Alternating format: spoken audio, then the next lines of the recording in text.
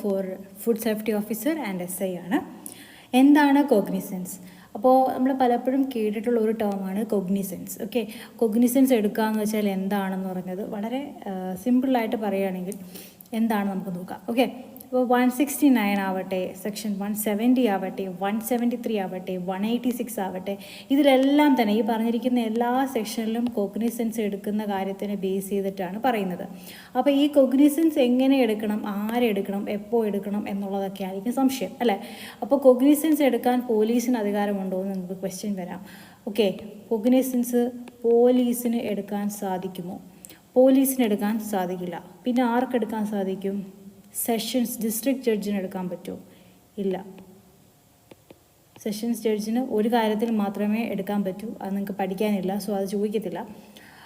Normally sessions ജഡ്ജിന് എടുക്കാൻ പറ്റില്ല. Cognisance എടുക്കാനായിട്ടുള്ള പവറുള്ള ഒരൊറ്റ ഒരാളേ ഉള്ളൂ, ദാറ്റ് ഈസ്